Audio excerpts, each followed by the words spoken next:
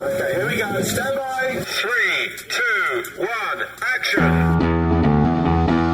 Assume nothing. Brash, bald-faced blasphemy. Question everything. I find it extremely hard to imagine. Open your eyes. It is quite all right to be an atheist. The fastest growing group of people in the country has been measured as being those who have no belief or who are atheists. You don't have to be apologetic or quiet about it. Challenge the opposition. You see religion on 100 fronts losing the argument. And start thinking. This is The Thinking Atheist Worldwide. My special guest on the show today is the son of a famous American pastor and evangelist that was called recently in the New York Times one of the most important evangelical Christian preachers of the last 50 years. That man's name is Tony Campolo, 81 years old, still preaching the gospel today. Tony Campolo's son is Bart Campolo, who was also, for a long time, on the order of decades, a Christian evangelist and minister. But today, Bart no longer believes in the Bible.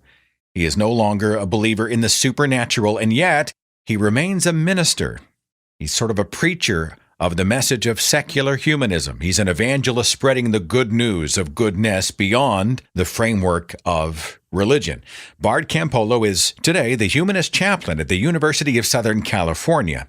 And we're going to talk to Bart on this show. We're going to talk about his life, his belief, his apostasy, his father, his family, this tricky language of evangelism that he often uses when he talks about his work as a humanist chaplain, and his life beyond belief. Bart Campolo has a fascinating story, and we're going to hear a whole lot of that story today. FYI, next Tuesday's broadcast is going to be an alternative to the State of the Union address.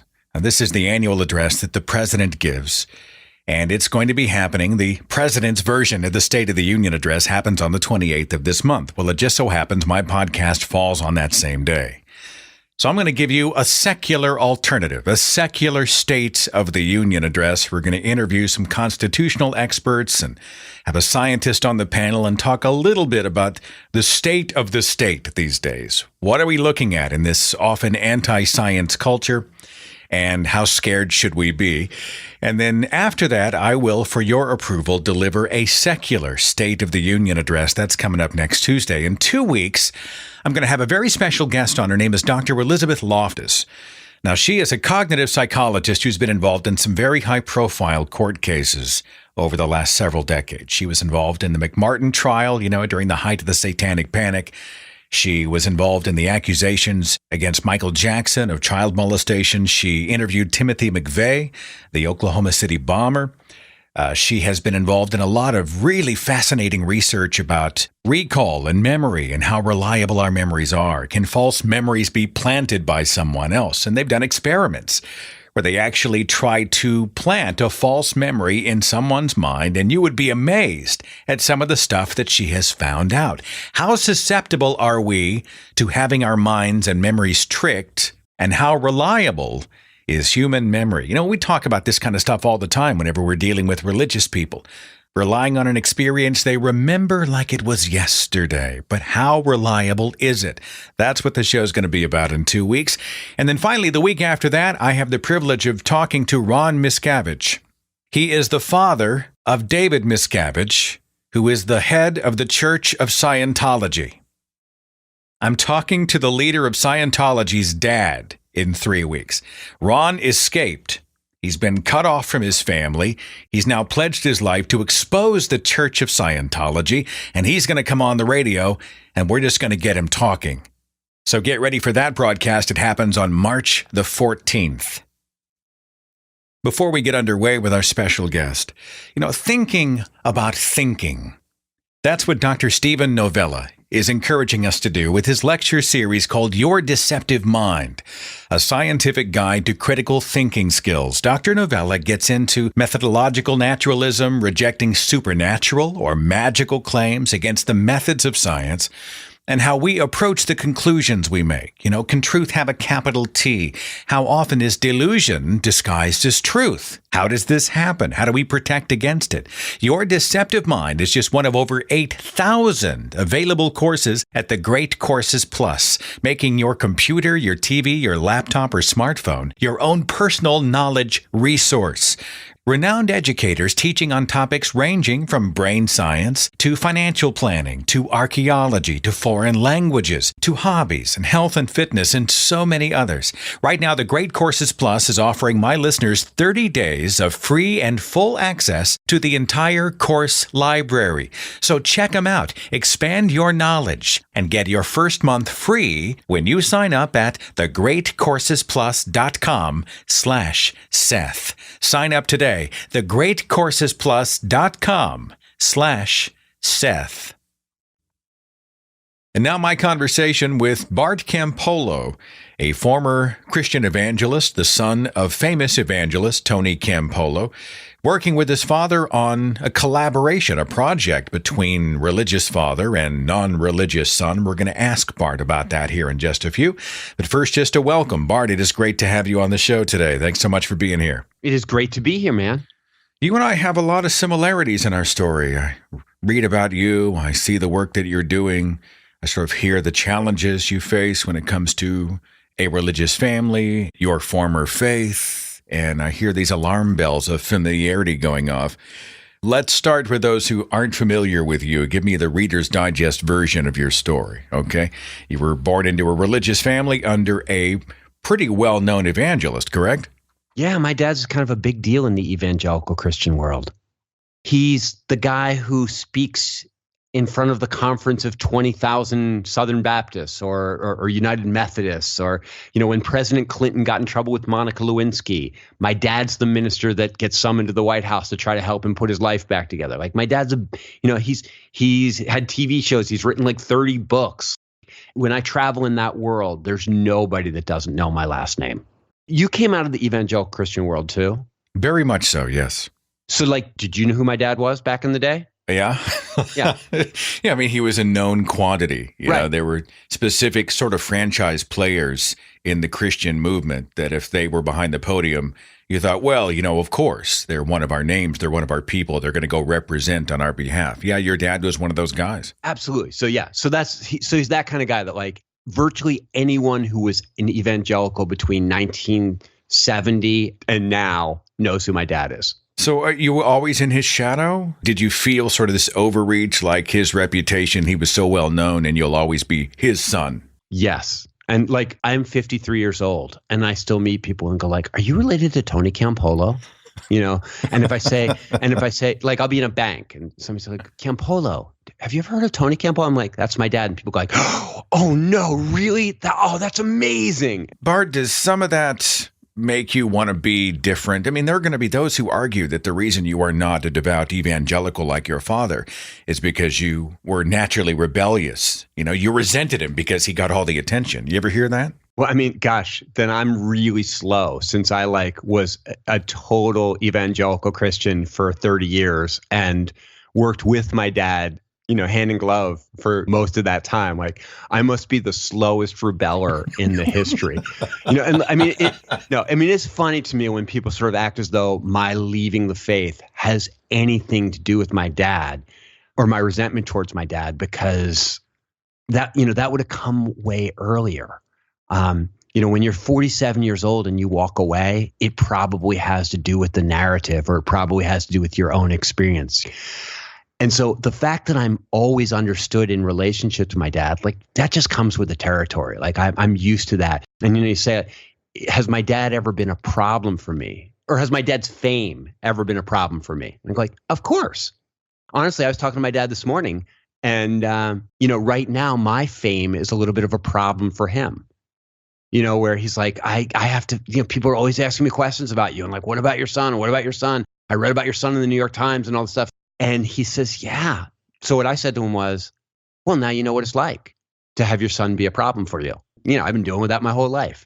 So now are you the biggest class project in your father's church or among his Christian friends? Now you are the prodigal. You must be brought back, correct? I don't think anybody's under any illusion that I'm coming back.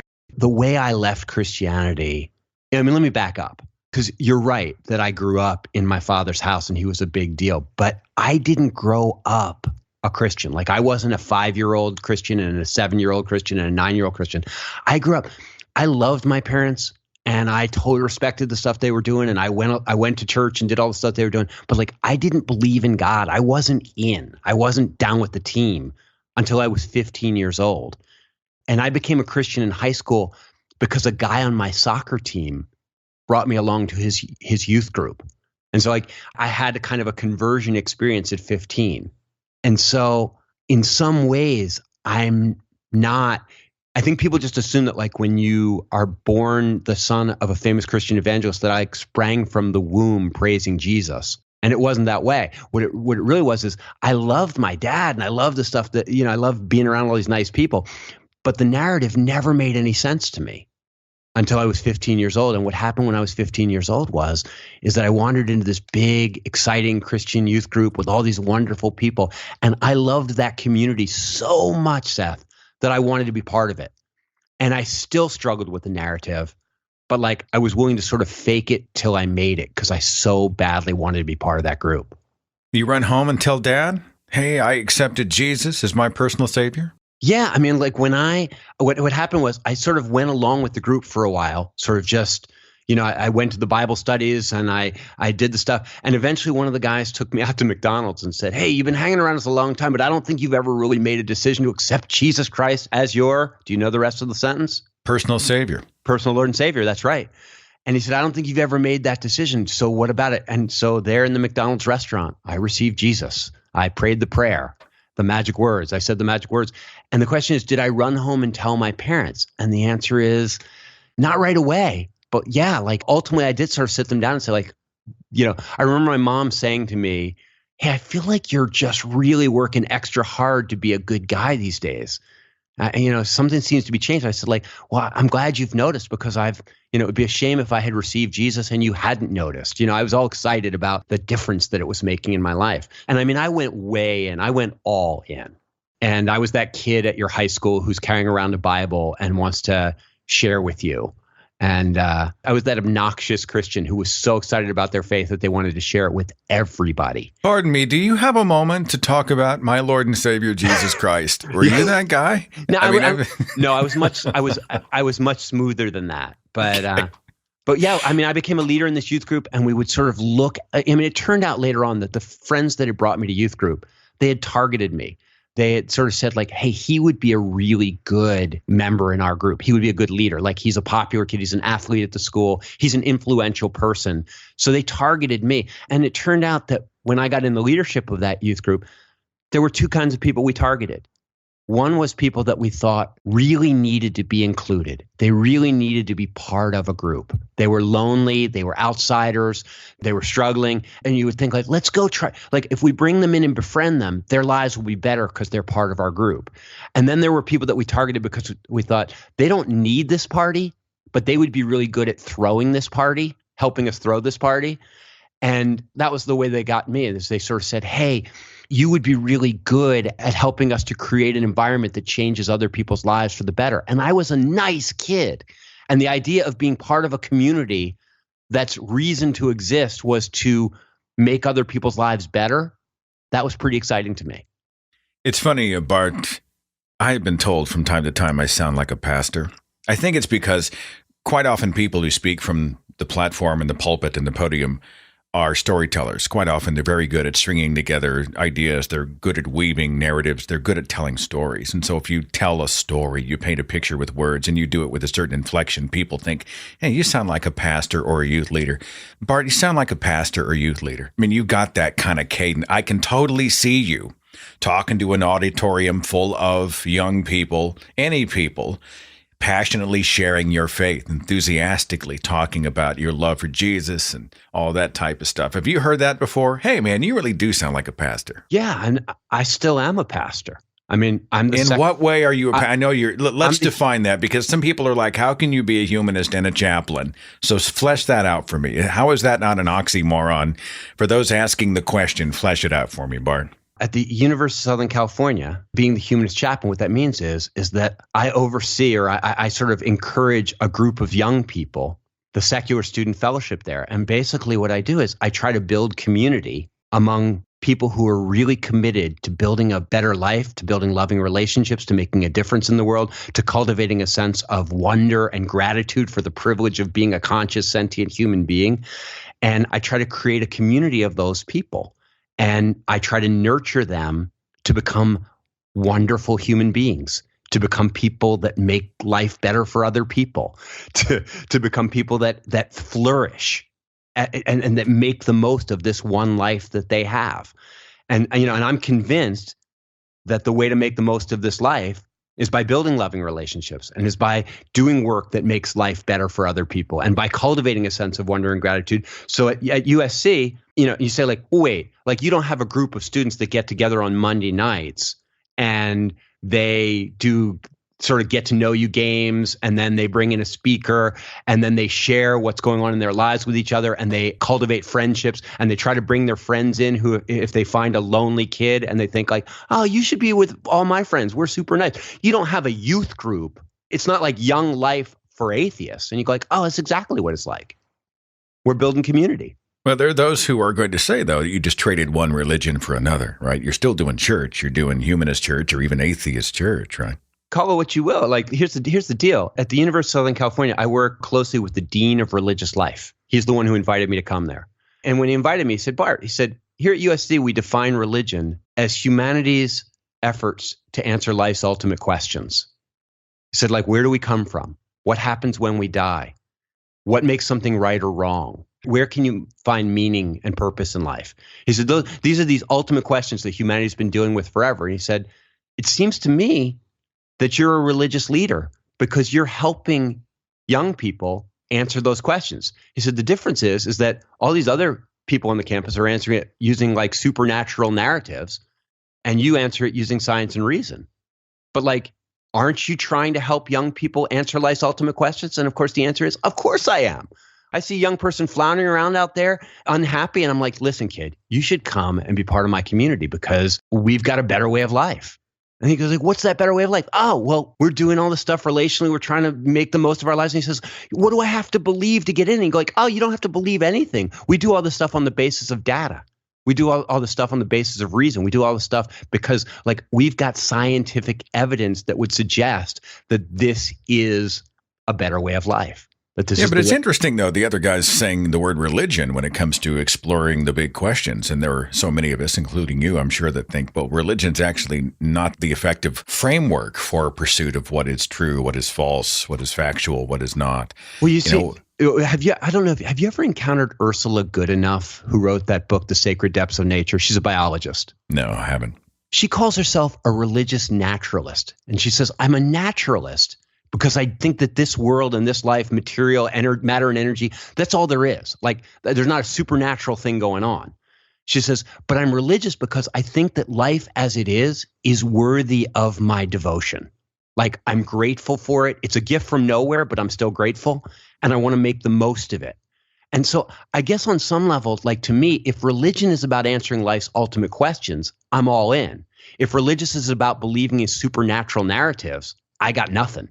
Well, the challenge I have with it is that religion likes to claim ownership of the things that human beings do naturally, like getting together in a communal event, sharing common interests, supporting each other, the humanistic stuff we do. And the church does often extremely well. I mean, the church's infrastructure and their programs for outreach and support mechanisms they have, I mean, they do it really, really well. But then they say, well, it came from us, we own it, our God defines it, that kind of thing. So by using the word religious, when you talk about things that human beings do naturally, in my mind, I resist it because it sort of surrenders ground to the superstitious when we're actually participating in a human and humanistic endeavor, not a religious one. So that's just why I stopped there. Right. And I mean, it's a semantic argument. I mean, you and I are in the same place, but it's a semantic argument. But one of the reasons why I don't necessarily cede the word religion is because I know secular people that are trying to make the most of their lives and that are serious about goodness and are pursuing goodness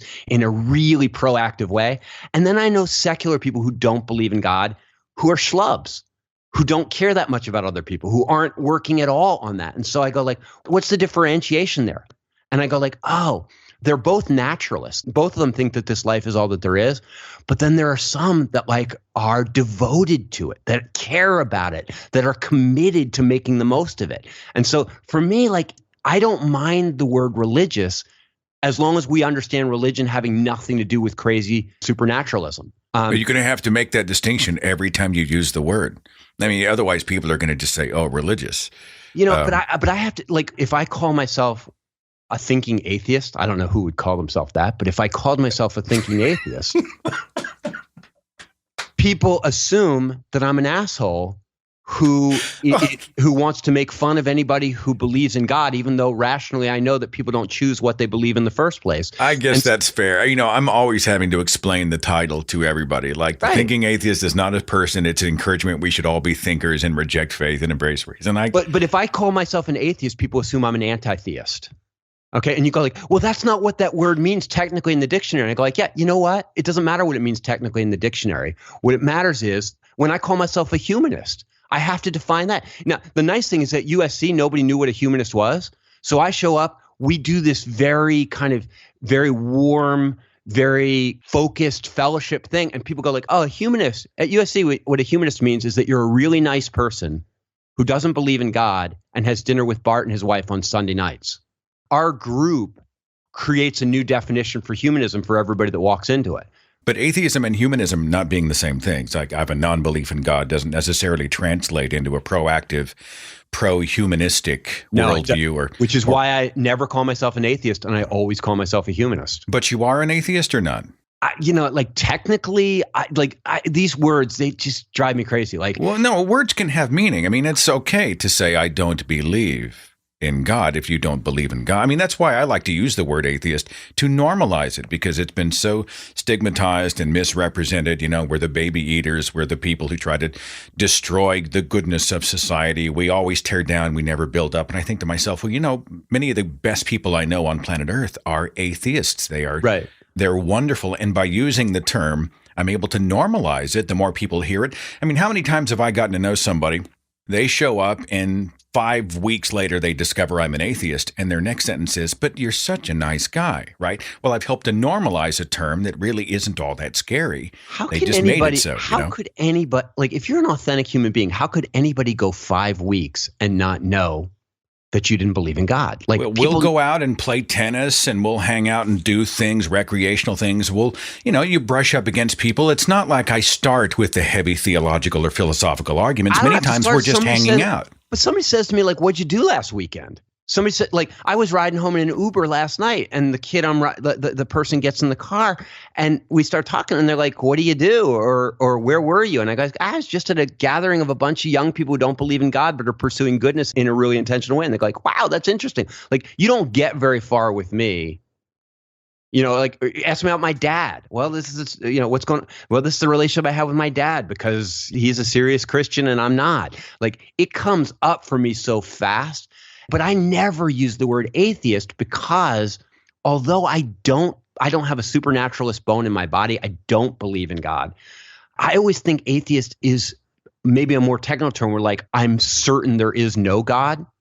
And although I am, you can't prove a negative. So I go like, I guess technically I'm agnostic. I don't believe in God. I'm an atheist. I mean, that's it. That's really the only way I use it. And I think if you were using the word atheist, you might occasionally find yourself playing a slightly longer game. Because what happens is that if you use that word when you take the Uber drive, instead of the word humanist or naturalist, if you use the word atheist, which has been so stigmatized in our culture, people are much more fast to shut down or create judgments. You need more time to cultivate the relationship before you say the word atheist. Not in a false way, but, look, see me in 3 dimensions. And then when you discover I don't buy religious claims, I don't believe in any gods, it's a lot harder to put me in your box and write me off. And see, I guess what happens to me is, and I mean, it's just practically speaking, is that instead of saying I'm an atheist, I simply say I don't believe in God. It's simpler. I mean, that's a pretty declarative statement, and so it accomplishes the same thing. What do you do as the humanist chaplain at USA? I say, I nurture the secular spirituality of all the young people that don't believe in God. What's secular spirituality? And you've asked a very good question, Seth. I've heard Sam Harris's take on spirituality, and it's Greta Vosper is another. She's a former pastor who speaks a lot about the spiritual, but she speaks about it as a way of framing awe and wonder in the transcendent things that human beings experience. The word spiritual for her works in that way. I find it a little problematic because, of course, we're talking about the root word spirit, which speaks to the supernatural, and here we are back at square one. But tell me, what's a spiritual secularist? Well, let me ask you a question. Were you at the Women's March? I did not attend the Women's March, but I promoted it and I was a supporter of it, yes. Okay, so I was out there in Los Angeles. And, whether it was with 100,000 people or 750,000 people, we haven't got the numbers. In LA, I think it might have been as many as 750,000 people just in LA. But, don't worry, because the president is working on those numbers for me. And I know that with the powers of the United States government on the job, we're going to be fine. But here's the thing. If you are out there, on one level, there's 500,000 people there. And you say, but was there a spirit? Was there a Geist, what a psychologist would call? Was there what a sociologist would call collective effervescence? Was there something that happened that was more than the sum of the parts? And the answer is sure. And if you've been to a U2 concert, you've experienced that. There are these moments, these ineffable moments where something emerges between us, amongst us, that is difficult to quantify. This ineffable, transcendent experience. Now, when people say to me hey, you were a Christian for 30 years, I bet you're embarrassed about saying that you felt the Holy Spirit or that you heard the voice of God. I'm like, oh no, that stuff happened. I felt stuff. I heard stuff. Things happen. Now, don't get me wrong. I don't think anything supernatural happened. And I would explain it very differently as events in my brain. But the question is, do people on mountaintops suffering from oxygen deprivation experience a presence next to them that guides them down the hill? They do. Is there really somebody there? I don't think so.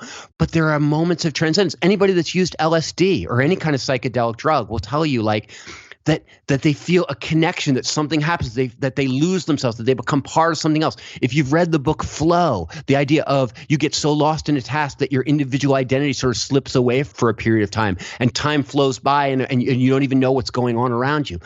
There are these things, and spirituality, maybe it's an inelegant term or a confusing term for some people, but the reason that I use it is because in the traditional religions, spirituality or religion, these things meant they had positive connotations of something that you cultivated because it made you a better person.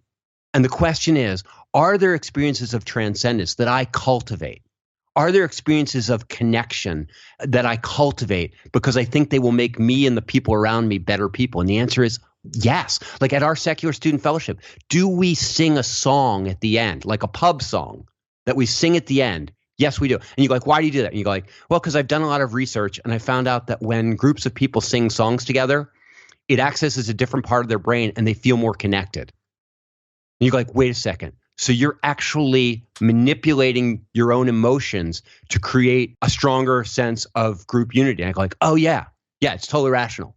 You go but you're appealing to people's emotions when you do it. And I go oh yeah, anybody that's rational knows that if you want to build a group, you appeal to people's emotions. And that's why most of the atheist groups that I walked into when I first left Christianity were so deadly, is because they were so rational. And they said, don't appeal to my emotions. We're going to build this group on the basis of reason. And I'm like, you can't build a group on a basis of reason. Well, let me stop real fast. I totally understand where you're coming from, and I faced a little bit of this when I came out and began producing for The Thinking Atheist, and I would use emotive storytelling tools. We would use emotive music and the way you edit, the way you light, the way you put a story together, and you would create I like to say we're engaging all the senses, right? You are not just giving them data, but you're tugging at the heart, you're drawing people forward, and they would say, you're manipulating me. Yeah. And I would always say that the difference is that in the context that you and I are speaking, when we're talking about getting people to feel things about the things they think about, we're not leading with emotion. Where many times if you're in another type environment, especially a church environment, It's trust, it's faith, it's go with the flow, it's surrender, especially surrender reason. Just feel the Spirit. And what we're saying is it's okay as a human being, a flesh and blood, three-dimensional human being. It's okay to feel things about the things we think about, as long as emotion isn't always leading the train. Do you think that's fair? I don't know what churches you were in, man. The churches that I were in, which were really effective, big mega churches, stuff like that. We thought very carefully about what we wanted to manipulate people towards.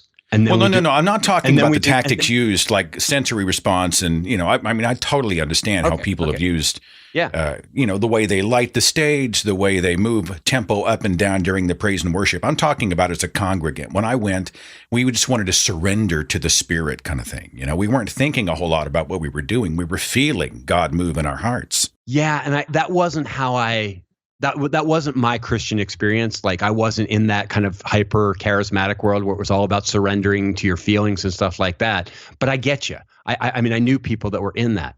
You guys didn't go with it. What about the scripture that says, trust in the Lord with all your heart, lean not on your own understanding? I mean, we were taught as a culture from the scripture, don't trust your own brain, man.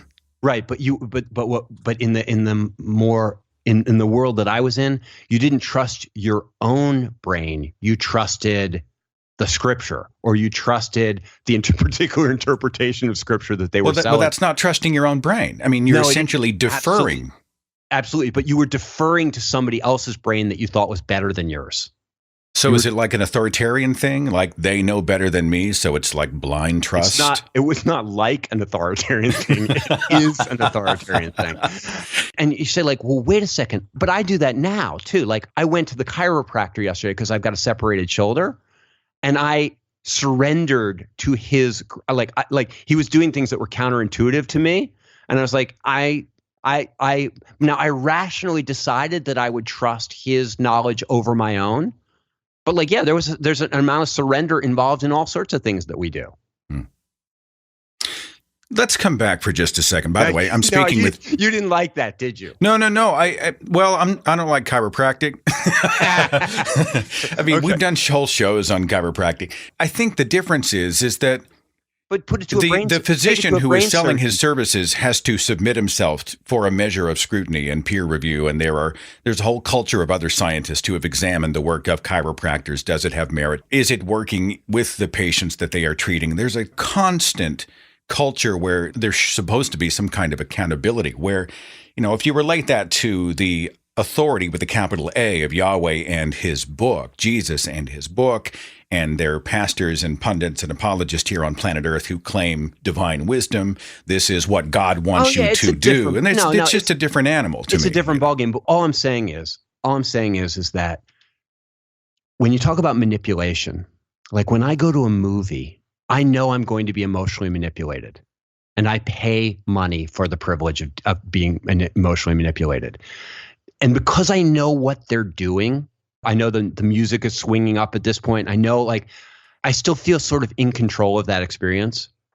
Like, I submit to it, but I'm not powerless in front of it. I understand you're taking the journey without deluding yourself, right? You're spatially aware in your own life. Look, when I listened to John Lennon's Imagine, hell, I went to go see the Fab Four, the Beatles tribute band, and they lower the lights and he comes out and he sings Imagine, It literally, I got goosebumps. It moves and it was a tremendous, we all have those moments. I've been at conventions, I've been at family functions, I've experienced life with my wife and life partner where things have happened and just think, wow, I just feel this in my marrow kind of thing. And I'm all about that. I want to maximize the human experience, seize the day. So you and I think, are totally on the same page. We use terms a little differently, right? And the difference is that at this stage in the game in our lives, what we want to do is we want to use all those tools in the service of a narrative that actually resonates, that there's evidence where like it actually makes sense. And so like for me, the beautiful thing is I've been able to take like the storytelling and I don't even have to, like, I can be open to it. I'll look at my kids and say like, we're going to sing this song and here's the reason and here's how it's going to affect our brains. Do you want to do that? They go like, yeah, let's do that. That makes sense to us. Like in the same way that somebody might say like, this is a psychedelic drug. This is what it's going to do. It's going to have this effect on you. Do you want to do that? And you go like, Yeah, I want to do that. And so I think that what's important for me at this stage in the game is I want to use all of my energy and all of my ability in the service of a narrative, in the service of a story of where we come from and what happens after we die and where right and wrong come from, that is grounded in science, that is grounded in reason, that says, yeah, you want to know where we come from? Like, we don't have the full story, but we've got a whole bunch of it. And let me tell you, and you want to know what happens after you die? As far as we know, your brain breaks down and you cease to exist anymore. And what makes something right and wrong? Well, in the context of social animals, a lot of times morality emerges between social animals in terms of figuring out what works best for the group. And you go like, wait, but do you have any data? Oh, yeah. Let me show you hunter-gatherer tribes, and we'll talk about bonobo and the atheist with Franz de Waal and primatology. Like, yeah, I got a lot of reasons to believe that. And you say, like, so once you've come up with that worldview, once you feel really confident in that worldview, you then have the freedom to go like, can I make it sing? Can I talk about it in a way that it'll draw people away from crazy worldviews and into a worldview that isn't crazy? So people sometimes say like, we need to debate those Christians. And you're like, man, debating them, it's not the most effective way to draw people away from a really misogynistic worldview or a really self-hating worldview.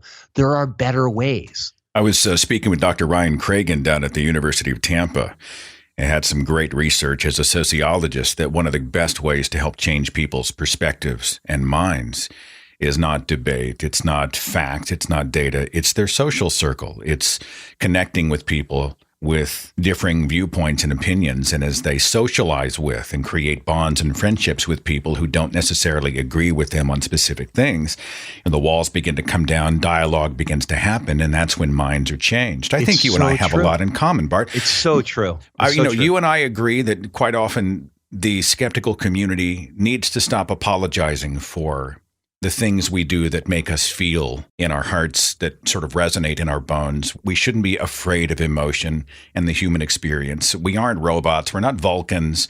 We're human beings. I think you and I totally line up. I think you and I have a real compassion for believers, where some people are out there throwing stones at Christians and saying they're idiots, they're this, they're that, just pejoratives left and right. Where you and I were believers for a long time, we know that the vast majority of the people that we know who believe in the supernatural, they're just trying to live good lives. Quite often, this is how they were raised. It's all they've known. Many of them are victims. Yeah, and many of them, as you know, many of them stay even long after the credulity is gone, because they don't feel like they have anywhere else to go where they'll find the same kind of connection and warmth and collective care that they find in the church. And so one of the main reasons I do the work that I do is I'm trying to cultivate communities that have all the good stuff. People say, man, that looks so great. What do I have to believe to get in? And you go like, you don't have to believe anything. And that's why, like, honestly, at a place like USC, I guess what you would call humanist evangelism is really easy. Like, you walk up to somebody and say, like, here's my group. And they go like, that looks wonderful. What do I have to believe? Nothing. You're in.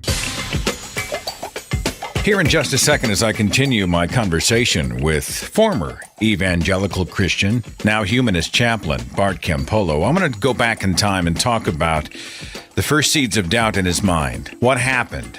How did he get from belief to non-belief? How did he break it to his parents? What is the relationship like now with his famous evangelist father?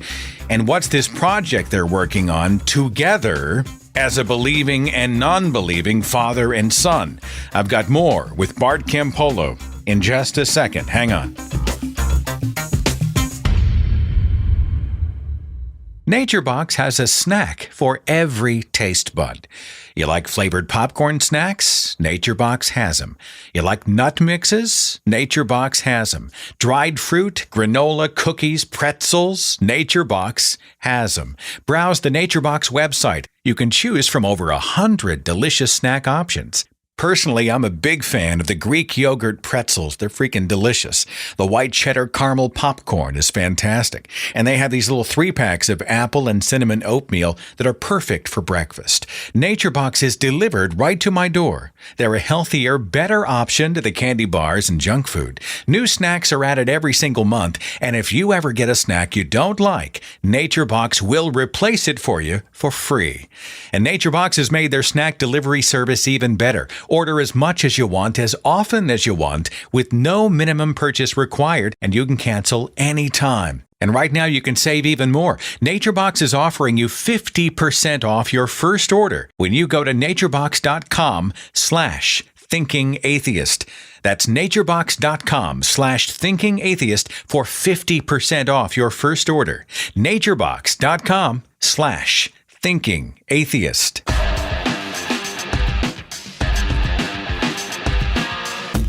I'm speaking here with Bart Campolo, the humanist chaplain at the University of Southern California, a former believer and the son of a famous Christian evangelist, Tony Campolo.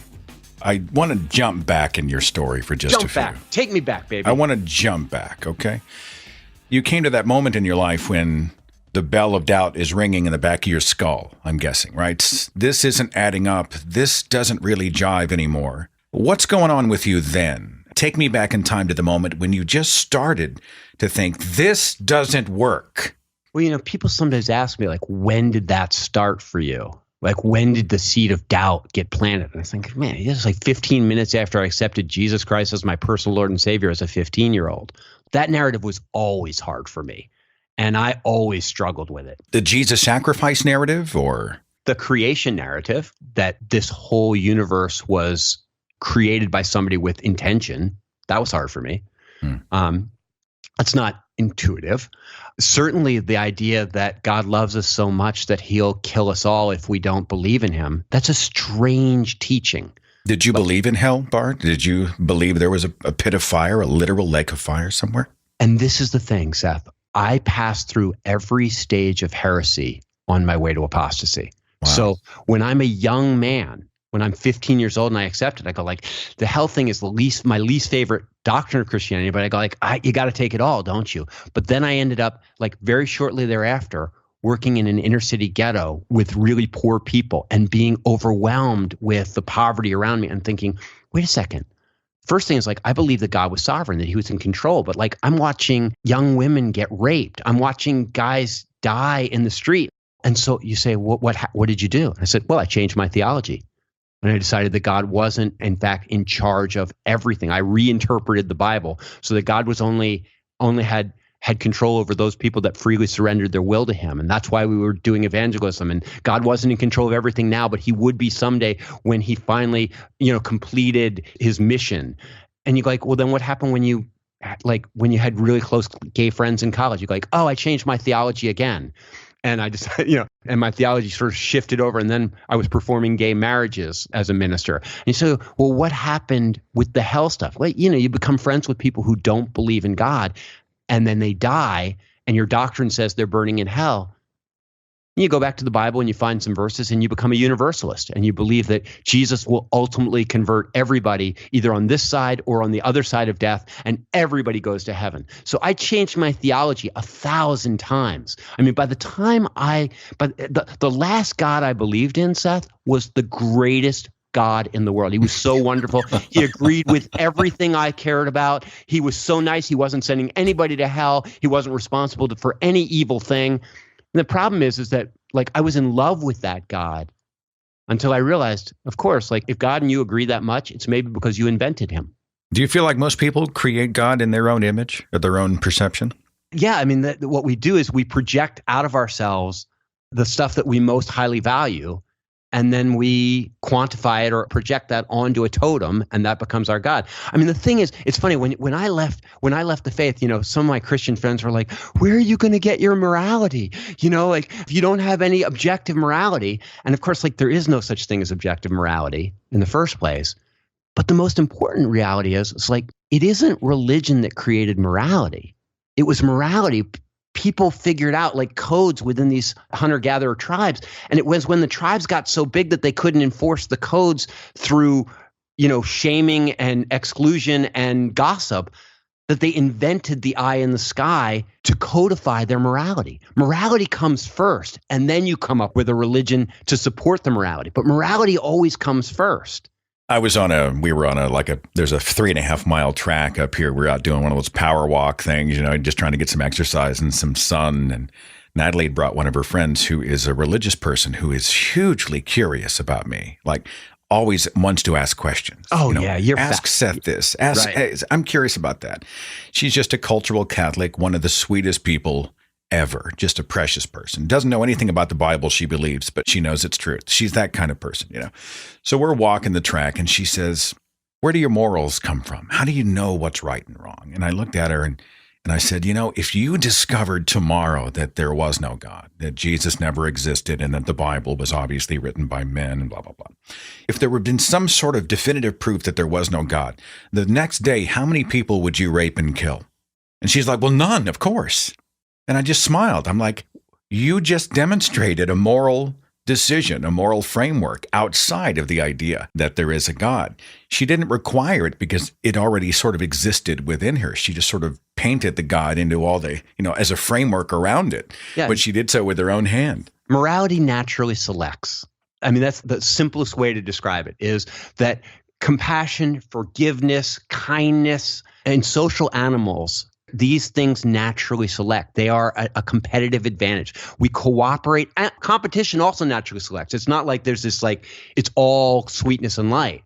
But the point is that these qualities, caring for your children, all those chemicals that get released, all those endorphins when our children are born, they cause us to nurture our children, which enables our children to be born undeveloped, which means that we as a species can develop much bigger brains because we can develop them after we're born. So morality naturally selects. So when you say to me, hey, did you believe this? Did you believe that? Did you believe this other thing?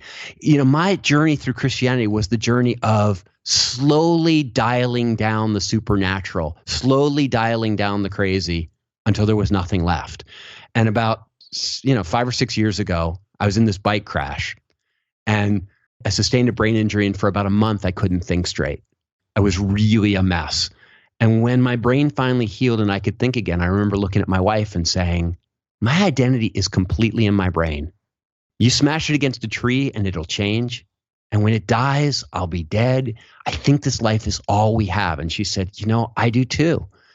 And she said, I think you need to stop being a professional Christian because there's nothing left. Are there those who say that, after the injury, he was never the same? Yeah, my it's funny. It's funny. Every now and then my dad says, if there was anything I could do differently as a father, I would have bought you a better bike helmet. I mean, he thinks so. No, but he doesn't. Brain trauma explains his apostasy kind of thing. And he's joking because what he knows and what people who know me know is that what happened was the bike crash was really me facing up to my own mortality and sort of going like, wait a second, dude, you almost died.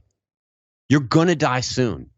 Are you really going to spend the rest of your life trying to sell this really sort of updated, woman-friendly, gay-friendly version of Christianity? Or are you going to finally just admit that there's nothing there and figure out what it means to be a good person on the other side of faith? Now, some people discount the life-rattling event.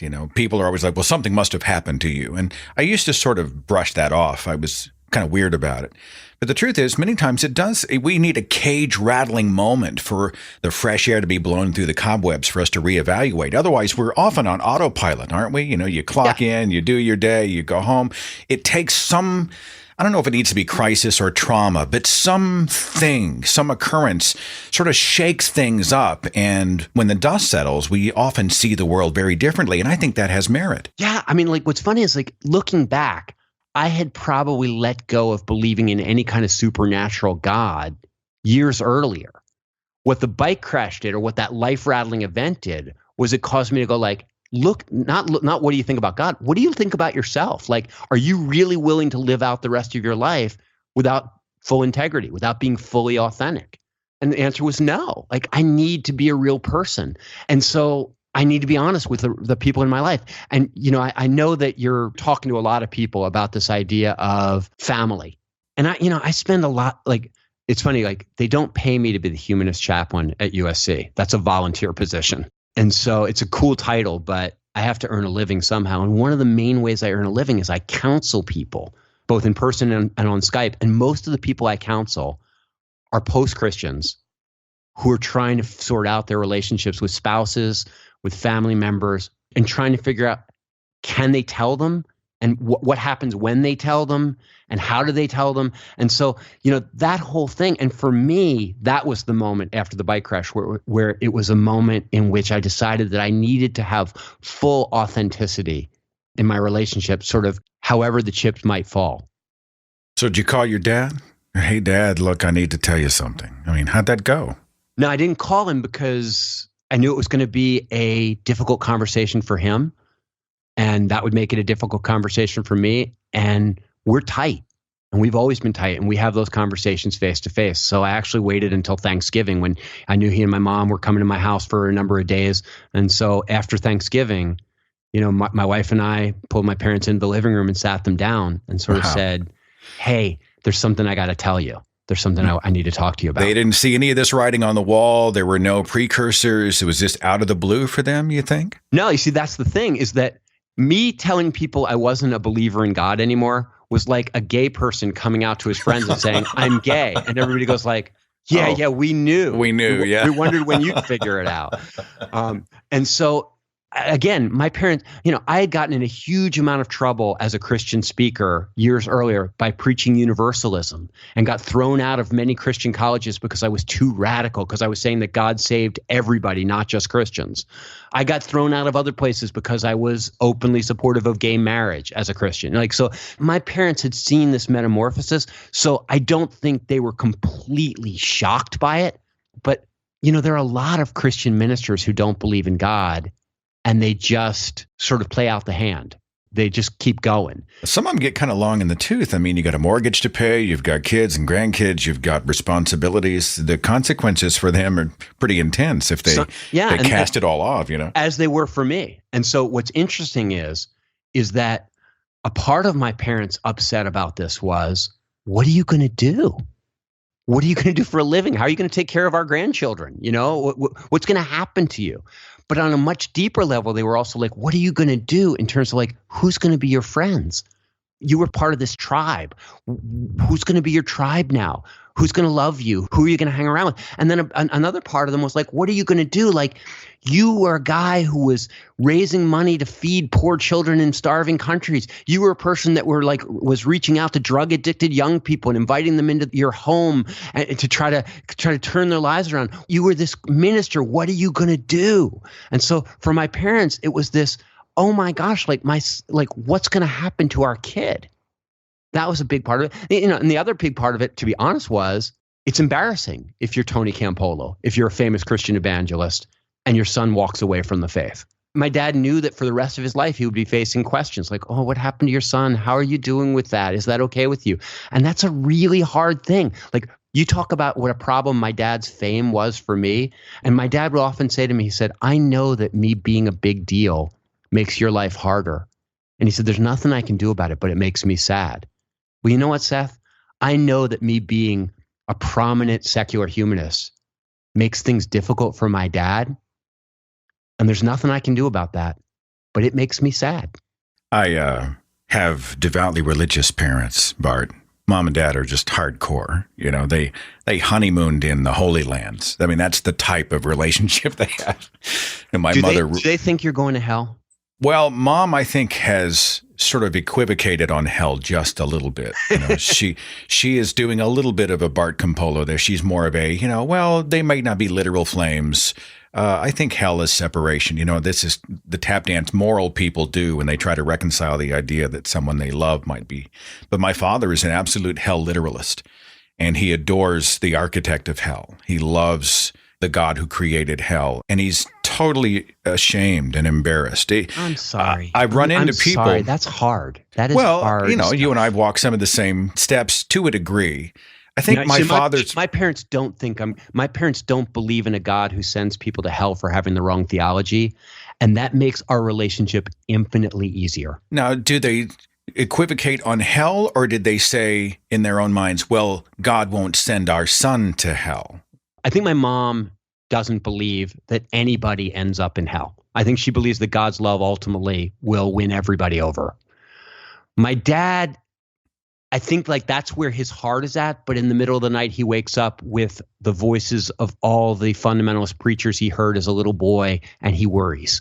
Yeah. So, but like on a good day, my dad will look me in the eye and say, yeah, I'm not worried about you. And frankly, I'm not worried. I think on a good day, my dad isn't worried about anybody. I think he thinks that hell is reserved for people who would enjoy being there. Who would enjoy being in hell? I don't know that I understand. Like, I don't know if you've ever really been in the presence of the darkest kind of evil person. When I was working in the inner city, every now and then I would come across somebody who took tremendous pleasure in the suffering of other people and who had no, like, just sociopathic, like terrifying evil. And so, for them, it would be like coming home, wouldn't it? And really, and so now this is all intellectual gymnastics that Christians have to go through to try to keep God loving and yet keep the threat of hell real. And it's a bizarre dance that, so the hell thing is, it's funny, I'm really close friends with one of the most prominent progressive Christians, a guy named Brian McLaren. And Brian, he and I were in an exchange a few weeks ago, and he said one of the things that's most gratifying to him is how many of the Christians that he's friends with now no longer teach their children about hell. They do not teach them that it exists. They do not believe in it at all. And he says, like, it may not be where you want them to be, Bart, in terms of rationality, but he said it's a heck of a lot better than the old days. Talking here with humanist chaplain Bart Campolo, there was a hugely popular pastor and evangelist in Tulsa, Oklahoma, my hometown. He was the pastor of a church called Higher Dimensions. His name is Carlton Pearson. I'm friends with Carlton Pearson. You know Carlton Pearson. You know his story. Then let me kind of give the Cliff's Notes versions to our listeners here. But he was a true blue, charismatic, Bible-believing, Bible-preaching pastor. When I was a Christian radio host on KXOJ, we often would have him come in and do like prayers on the National Day of Prayer. And he was such a good storyteller and such a good pastor and whatnot. And he came to that moment in his own life. He came to a point of critical mass where he just didn't believe that a just and loving God would send anyone to hell. And he rejected hell teaching, and he began to preach a more accepting and genuinely, truthfully loving God.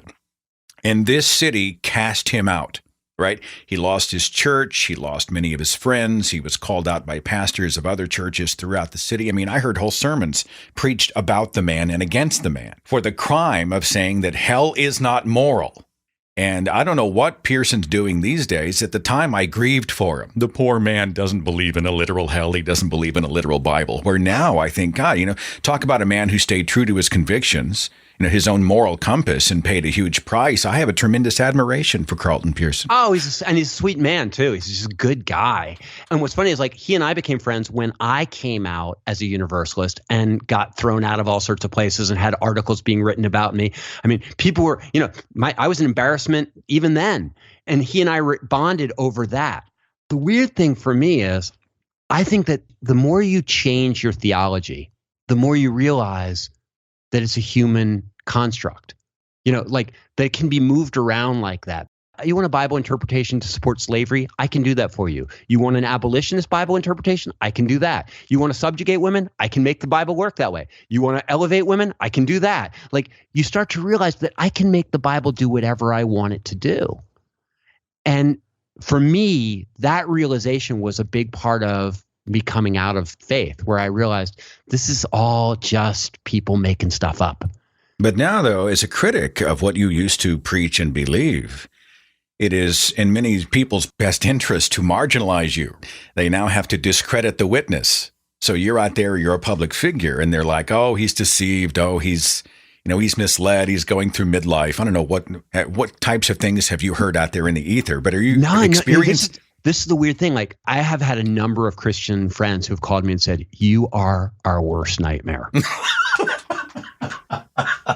If you would just be angry, if you would just go have an affair, if you would just become a drug addict, like, please.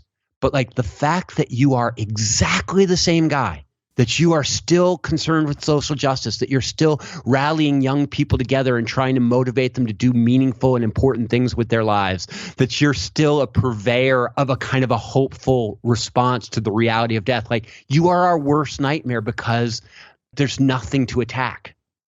And so, the weird thing about me is that one of the key teachings of Christianity is that it is God that gives you the ability to be a loving and good person.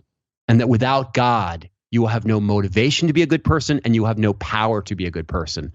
And so when somebody openly says, I got nothing going with God anymore, and you thought they were people thought I was a really good Christian. I mean, I lived in the ghetto working with poor people, and people were like, oh my gosh, like if he's the same guy, then it wasn't God.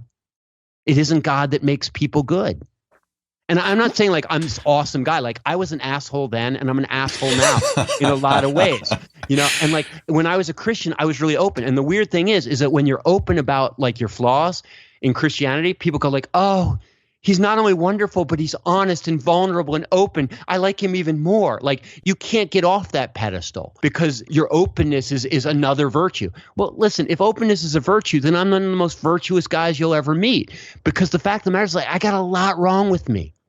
But I got the same stuff wrong with me as I did before. Like God, it's just like prayer. Like, do miracles happen, after prayers? Yes, they do. They happen exactly as often as miracles would happen if nobody prayed at all. Like God answers prayers precisely as often as those prayers would be answered if there was no God. Like nothing. It's like praying to the law of averages kind of a God. Kind of exactly. Yeah. And so the thing is, if God doesn't make a difference in somebody's life, that's a huge red flag for a person who sincerely wants to believe that God makes the difference in everybody's life. But Bart, I mean, the tap dance that I often hear is that, well, you're an atheist, but if you're good, you borrowed the goodness that my God created. The ever-moving goalposts are always out there. If you have happiness, it's because you have borrowed the happiness or a model for happiness, or you've stolen from God is one of the ways I've heard it phrased. Yeah, I would say, and Christianity stole morality from my hunter-gatherer ancestors. like we're all stealing from each other. But the thing is, like, I'm not in that argument. Okay, because my experience is that the vast majority of people that stay in Christianity despite these doubts don't stay because Christianity is such a great worldview and it makes so much sense to them. They stay because on a very practical level, they have nowhere else to go. And so my thing is, I'm not going to criticize their houses anymore. I'm going to build really good houses over here and say, listen, the door is open. You could come in and live in our house and you wouldn't even have to bend over backwards to believe stuff you don't really believe. You and your father have collaborated on a project. Is it a documentary film? I'm fascinated by it. Tell me what you guys have done or are producing together. I'll tell you the short version of the story. The short version of the story is after I tell my dad on Thanksgiving that I'm not a Christian, he's devastated. And we talk about it that night. He's like, I still love you. I'm not worried about you going to hell. I just don't know what's going to happen to your life. And this is terrible for me and stuff like that. So he goes home. A couple of weeks later, he says, listen, I don't understand this. If we're going to stay close, I need to know what you're thinking. Like, we need to talk. He says, I'm going to England for a week and a half in a few months. Will you go with me? And we'll just talk. Like, I got to speak at night, but we'll talk during the day. So we did. We went to England, and it wasn't a debate. It was, tell me how this works for you. But how do you solve that problem? And I would say to him, but don't you worry about this? He would say, yeah, but this is how I do this. And we were just trying to understand each other. And it was and there were a couple of moments where we had really hard conversations at the end of it. You go like, he said, this is really hard for me. He said, I think I'm starting to understand you again. This is really helping me. And about halfway through that trip, he said, you know what? This would be a good book. He said, there are a lot of families that have this same divide, but they haven't figured out how to talk to each other across it. And so we did. We ended up writing a book that's coming out in a month. It's called Why I Left, Why I Stayed. And he writes a chapter, I write a chapter. It's just a dialogue between us. And it's not trying to beat the other person up. It's trying to say, like, how does this work for you? And this is the problem I have with what you're saying. And, well, this is how I answer that problem. It's just a conversation. And while we were doing it, we taped some conversations. We had a filmmaker come in and tape some of the conversations because in case we needed to refer back to them. And about halfway through the film, the filmmaker said to me, he said, look, I make documentaries on the side. He said, I could make a killer documentary out of this. Would you let me? And so it's not my movie. It's not my dad's movie. It's this guy, John Wright, who said, can I make a documentary about you guys? And so he's making a documentary that'll come out in about 2 months. And there's the subtitle of his documentary is, does a preacher father lose his son when his son loses his faith?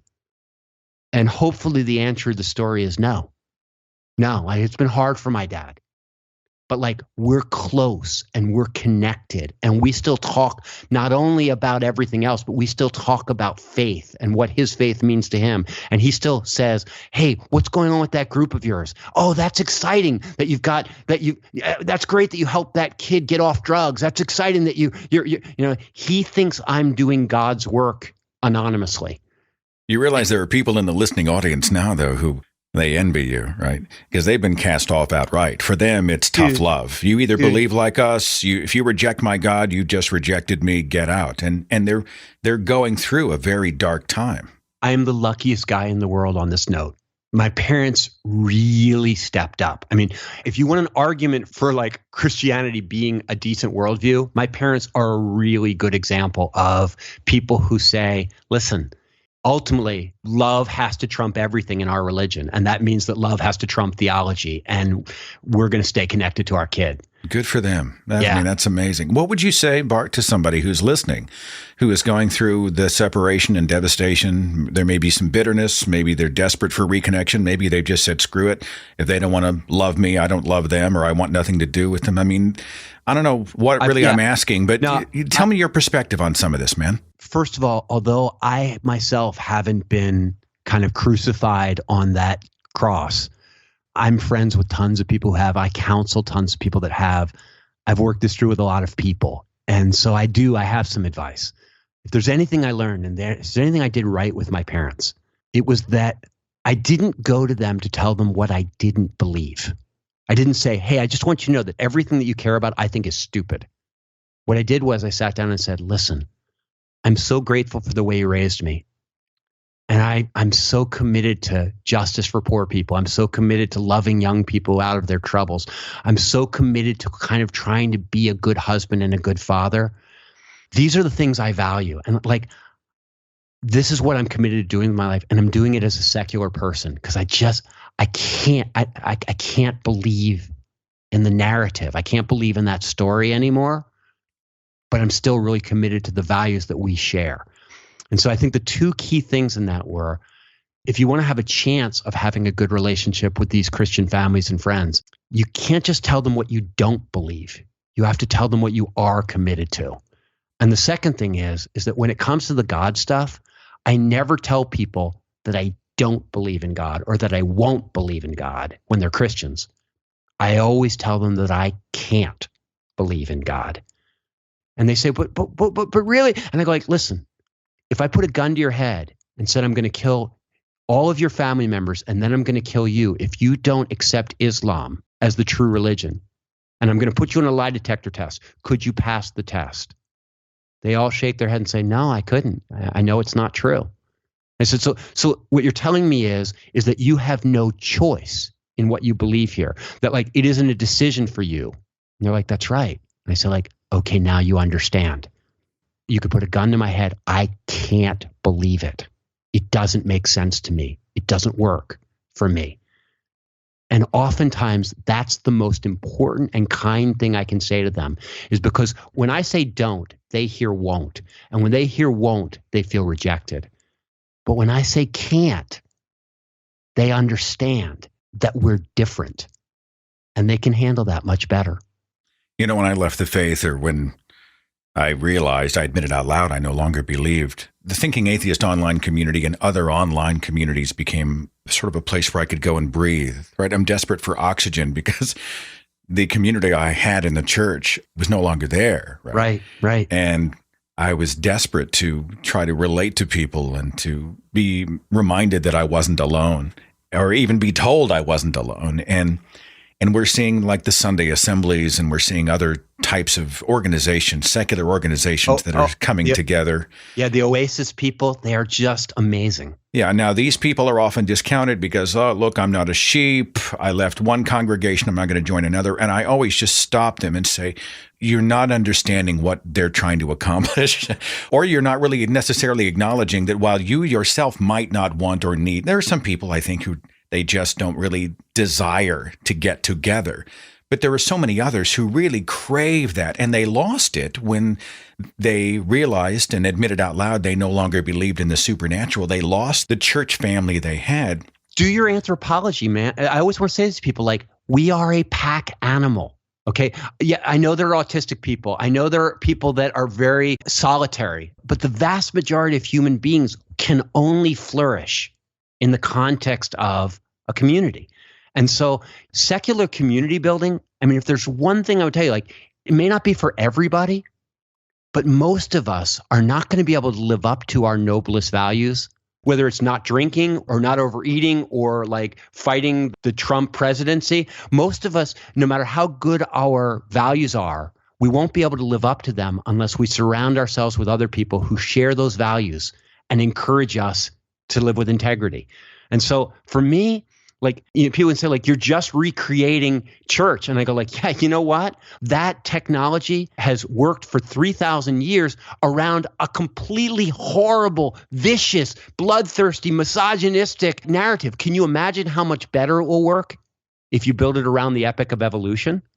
There also seems to be kind of a tragic mindset that if I don't need it, no one else does either, right? It doesn't speak to me, therefore it has no merit. And I think to myself, it may not have merit for you, but it doesn't mean it doesn't have merit. And that's one of the things I try to remind people. It helps people in so many cases. And I'm going to say one more thing, and that is to tie it back in with this thing about, like, what about your family and stuff like that, is that one of the things that is the most important for a Christian family when their kid or somebody in the family leaves the faith is that they worry what will happen to them. They'll be alone out there in the world. Like, who's going to support them? Who's going to make, when they get cancer, who's going to bring the casseroles by?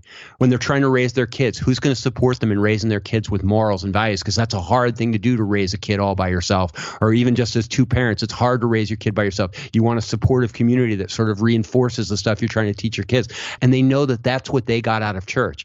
And I'll tell you what, when I started this chaplaincy at USC, a number of my kids said to me that their Christian family, when they told them about the group and the way the group operates, and when they told them there was this old man who took them out for coffee sometimes to ask them about their lives and to see how that's going in that relationship and to help them figure out what they're going to do when they graduate, they recognized it and they said, oh, I feel better now. Like, they felt like, I still wish you were a Christian. I still wish you were in my tribe, but you found a new tribe. And that is one of the great comforts.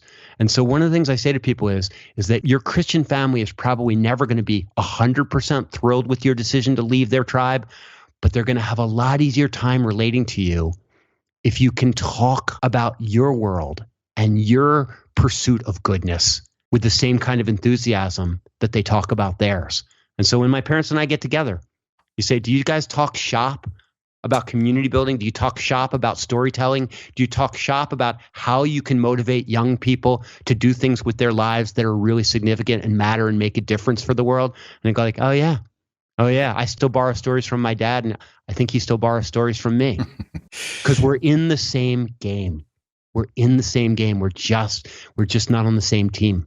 Humanist chaplain Bart Campolo, thanks so much for spending this time and having the conversation. I'm sure there are going to be some people who want to sort of go a little deeper into your work. Where would I direct them? I've got a page, bartcampolo.org. And the other thing is, I've got this podcast. It's not as good as your podcast. I know it's not.